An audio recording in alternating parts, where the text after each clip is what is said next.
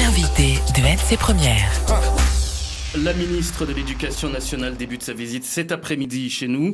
L'un des points forts du déplacement de Najat Vallaud-Belkacem, c'est la signature du protocole d'accord sur l'accompagnement de l'État au projet éducatif calédonien.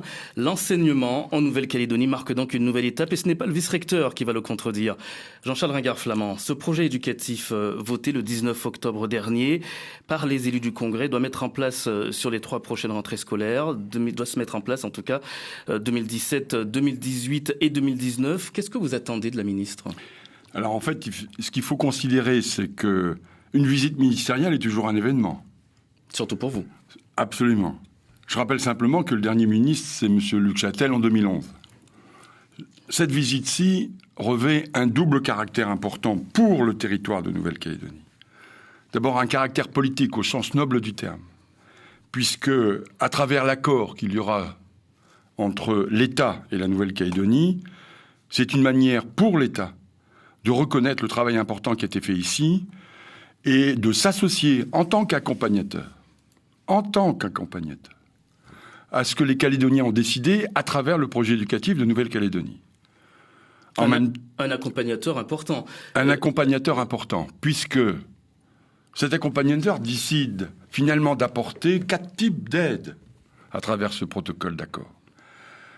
Je laisserai évidemment à Madame la Ministre le soin de préciser tout cela, mais simplement pour les auditeurs, il y aura des postes en plus, dans un nombre conséquent. Il y aura des crédits en plus, dans un volume très important.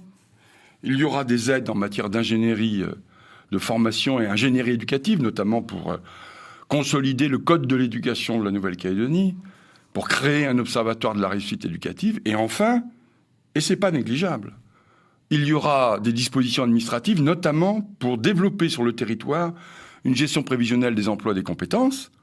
S'agissant des enseignants, on a évoqué juste à l'instant la situation des langues et cultures kanak. C'est un exemple, et il y en aura d'autres, notamment pour les personnels de direction. Donc c'est un moment politique important que d'ailleurs le président Germain a salué lorsque le protocole a été présenté au Congrès la semaine dernière.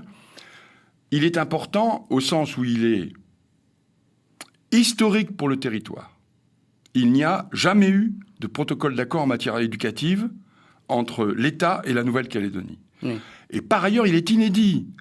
C'est-à-dire qu'il n'y a pas un territoire de l'outre-mer, qu'il s'agisse des départements d'outre-mer ou qu'il s'agisse des collectivités d'outre-mer, qui a un accord de cette nature.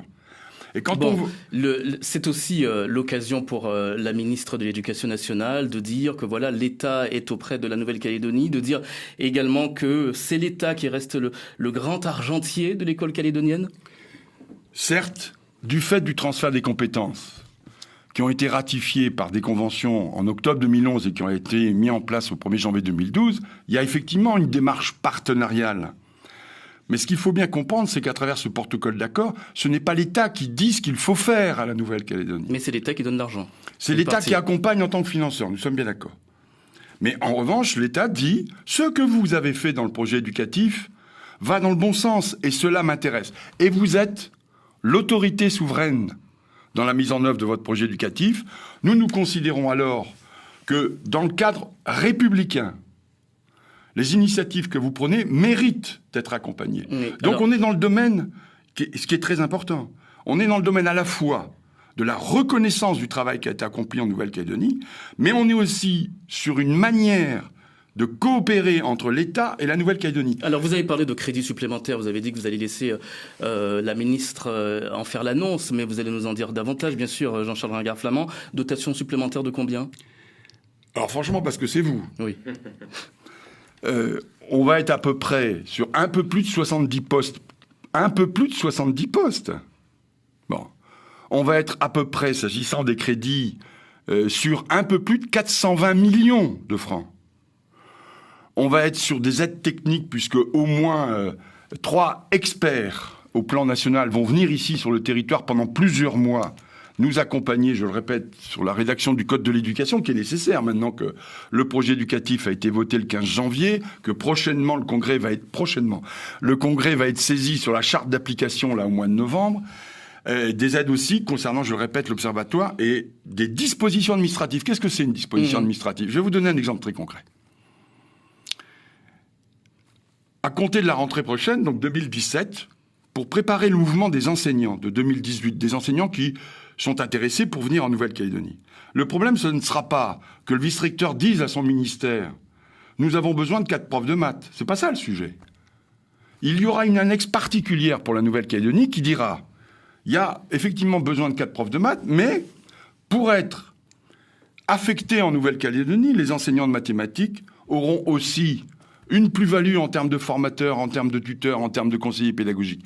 Et en plus, nous allons identifier les lieux où seront affectés les enseignants de manière à ce qu'il y ait une vraie adéquation entre le profil, finalement, des enseignants et des candidats, et puis la nature des postes qu'ils occuperont. Alors, tenez, en ce qui concerne le mouvement des enseignants, j'ai entendu dire que ça ne faisait pas que des heureux, aujourd'hui, notamment des Calédoniens qui sont affectés en métropole et qui ne le veulent pas forcément, mais qui sont obligés de partir.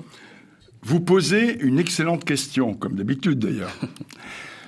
Quand je parlais tout à l'heure de gestion prévisionnelle des emplois et des compétences, c'est ça que ça veut dire. C'est-à-dire il nous faut, mieux qu'hier, savoir prévoir, savoir identifier à partir du vivier des enseignants potentiels de quels besoins avons-nous pour consolider le système éducatif. Mais ce mouvement, est-ce qu'il est obligatoire aujourd'hui ? Ah, bien sûr qu'il est obligatoire. Il ne peut pas ne pas y avoir de mouvement à la fois à l'intérieur de la Nouvelle-Calédonie et quand il y a, et c'est le cas dans certaines disciplines, un Calédonien qui n'a pas forcément envie de quitter son territoire est obligé de le faire. Mais oui, parce que la Nouvelle-Calédonie reste dans la République, donc elle participe du mouvement national. Et on a, c'est un vrai sujet, on a dans certaines disciplines, j'oserais presque plus dire, plus de viviers qu'il n'y a de besoins locaux. Donc par conséquent, comme ils restent titulaires de leur chaire ou titulaires de leurs attributions, forcément, ils sont affectés en métropole. Alors, l'une des nouveautés également, ce sera la correction du local du baccalauréat, la crainte d'un bac au rabais. Najat Vallaud-Belkacem est venue rassurer également. Absolument, et elle viendra le dire.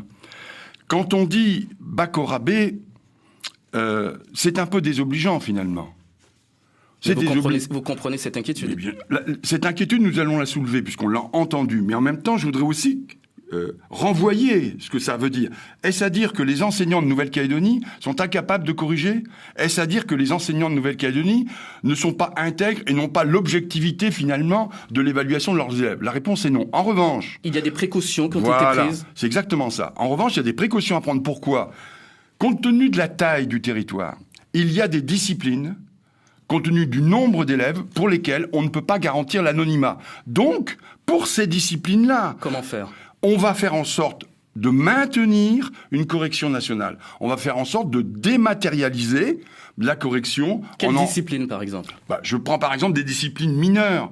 Vous avez dans des séries technologiques ou des séries professionnelles où il y a une seule classe. Par conséquent, dès l'instant où vous avez une classe de 30 élèves de terminale, forcément, c'est les profs de leur discipline qui les connaissent et qui vont les corriger. Dans ce cas-là, on ne garantit pas l'anonymat, donc on envoie ça à Paris. Très bien. Jean-Charles Ringal-Flamand, vice-recteur de la Nouvelle-Calédonie, vous restez avec nous. On vous retrouve à partir de 7h10.